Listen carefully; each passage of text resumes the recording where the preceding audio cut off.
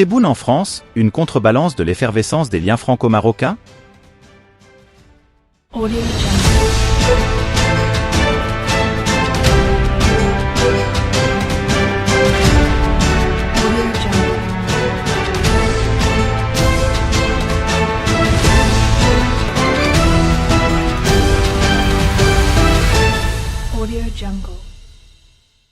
La visite prévue pour une date à préciser du président algérien en France, jonglant entre report et incertitude, devient un véritable jeu de dupes diplomatique.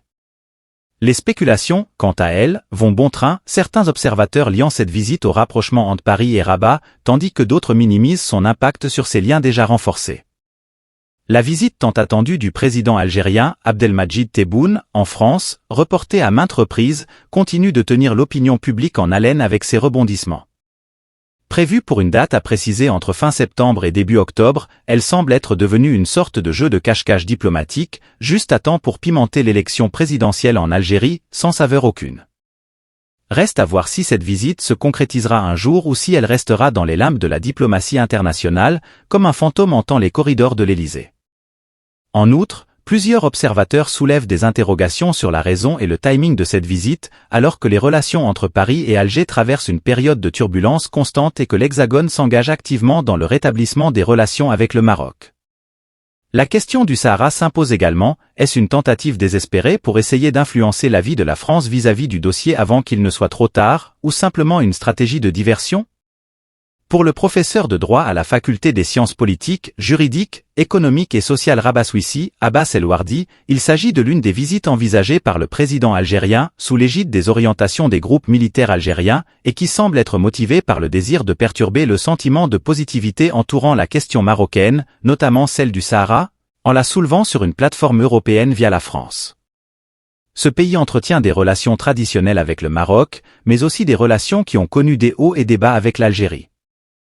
Il semble donc que le président ait un agenda très pointu et très précis, en tenant compte des développements des pays qui reconnaissent et reconnaîtront la marocanité du Sahara. Souligne-t-il. De plus, cette visite, si elle a lieu, sera probablement l'occasion d'aborder de nombreux sujets, étant donné les fluctuations des relations entre les deux pays, qui ont conduit à l'annulation de plusieurs visites présidentielles, tant du côté algérien que français, poursuit l'expert, notant que ces annulations témoignent des tensions persistantes entre les deux nations.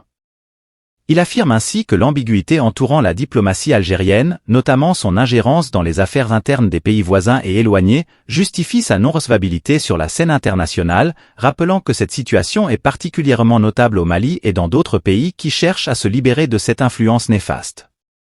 Deuxièmement, la non-recevabilité de la diplomatie algérienne et l'insatisfaction de ce processus auprès des pays partenaires avec l'Algérie montrent que le président est en concertation avec le contexte qui se profile, à savoir la campagne électorale présidentielle en Algérie, estime le professeur. Et d'ajouter, le président a clairement exprimé son soutien et son engagement envers le régime militaire algérien pour qu'il puisse maintenir sa position pendant les 9 prochains mois. Ces 9 mois posent une question complexe, étant donné les rumeurs et les indications montrant que le président ne souhaite pas quitter son poste. Il est évident que le régime militaire ne sera pas en mesure de satisfaire à temps les attentes des Algériens en organisant les élections présidentielles dans les délais prévus. Selon El-Wardi, un troisième point important à souligner est que cette visite ne devrait pas avoir d'impact sur la relation entre la France et le Maroc. Il mentionne ainsi la récente visite du chef de la diplomatie française, Stéphane Séjourné, qui a clairement indiqué la volonté de la France de rétablir cette relation sur une base d'entente, de coopération mutuellement bénéfique et de confiance entre les deux pays. La France n'ouvrira pas la porte à Abdelmadjid Tebboune pour une simple raison, elle cherche à renforcer sa relation traditionnelle avec le Maroc, en favorisant un processus d'entente et de coopération clair et mutuellement bénéfique. Cette démarche repose sur la confiance entre les deux pays, qui ont des liens politiques et des accords bilatéraux et multilatéraux solides. Il est important de souligner que chaque pays est souverain, et l'Algérie peut choisir ses propres voies sous la direction de son président, met en avant notre interlocuteur. Cependant, cette visite suscite des interrogations, notamment en lien avec la question du Sahara marocain. Il y a des signes indiquant que la France prépare un changement de position concernant la marocanité du Sahara, note le spécialiste.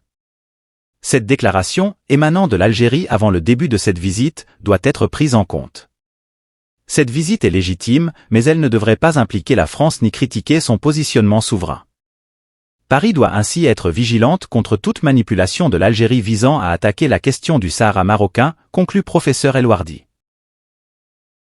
Audio Jungle.